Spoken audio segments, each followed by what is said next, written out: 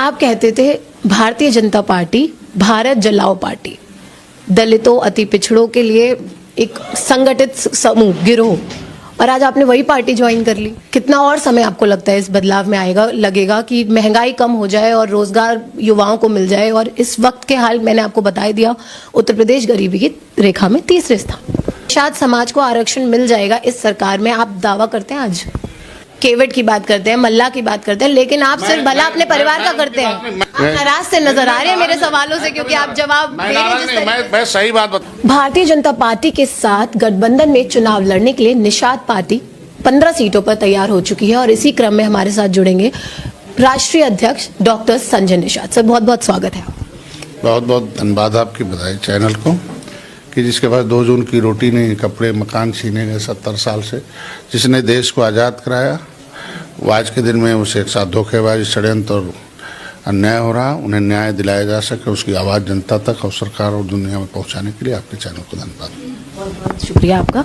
Sir, आप कहते थे भारतीय जनता पार्टी भारत जलाओ पार्टी, दलितों अति पिछड़ों के लिए एक संगठित समूह गिरोह, और आज आपने वही पार्टी ज्वाइन कर ली। मैं 2 साल पहले भारतीय जनता पार्टी के साथ था, और 2 साल मैं जब आया हूँ तो जो लोग हैं जो इस प्रदेश को जला रहे थे, जो इस प्रदेश के साथ धोखेबाजी कर रहे थे, चाहे पिछड़ों के नाम पर नुमाइंदगी करने वाले पिछड़ों के साथ अन्याय कर रहे थे।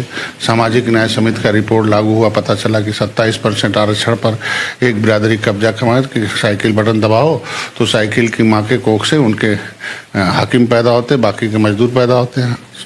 साइकिल बटन हाथी दबाओ तो उनके हाकिम पैदा होते, बाकी मजदूर पैदा होते हैं। ऐसे लोगों को जगाने में कामयाब हो गए, और उनकी जब आँख की पट्टी खुली तो 2014 से आपने देखा होगा 7 जून 2015 को मैं यहाँ आप गौतमपल्ली थाने के सामने मैं एक आंदोलन किया था, और उस समय कांग्रेस और बसपा साफ हो गई, सपा हाफ हो गई और भाजपा माफ हो गई। 2017 में मैं चुनाव लड़ा, आपने देखा होगा सपा बसपा खत्म हो गई, और मैं 72 सीटों पर चुनाव लड़ा। एक मेरा विधायक हुआ, 7.25 लाख वोट आया, ऐतिहासिक वोट आया, और 4,000-3,000 से वो वोट हारे, 40,000 50,000।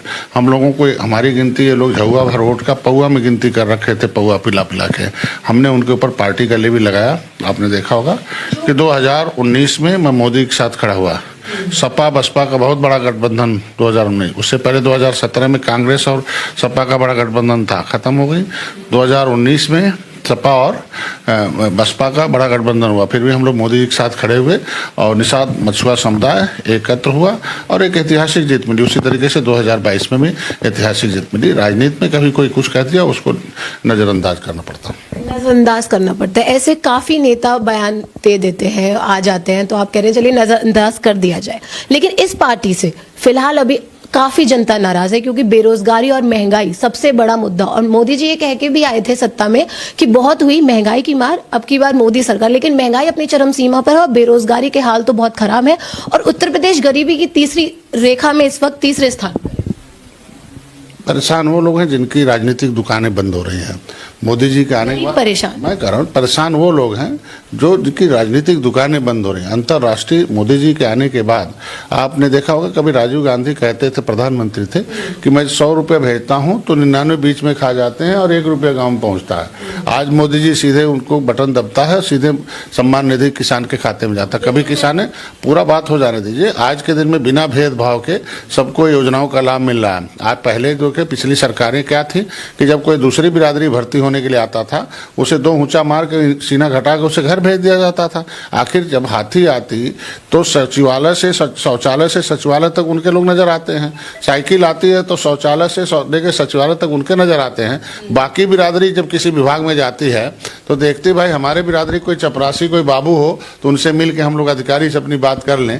तो पता चला उन्हें, जब इस भेदभाव का पता चला, तभी तो मोदी के साथ आए, सबका साथ सबका विकास सबका विश्वास। अगर अंतर्राष्ट्रीय मार्केट में मंदी आई आज के दिन में अगर कोरोना आया तो एक प्रदेश में नहीं आया, एक देश में आया, तो ऐसी परिस्थितियों में किसी के ऊपर निश्चित रूप से आपको बता दो, महंगाई का मतलब कि जब इस देश में अंग्रेज आए थे तो $1 का बिस्कुट $20 में पाते थे, और जब इस देश से मारकर 350 बरस बाद भगाए गए अंग्रेज तो $1 का बिस्कुट $1 में पाने लगे, खाने लगे। आज अंग्रेज आते हैं तो $1 देते 76 बिस्कुट पाते हैं। तो 70 साल किसकी सरकारें थी? तो डॉलर मजबूत बढ़ने का मतलब बेरोजगारी बढ़ना।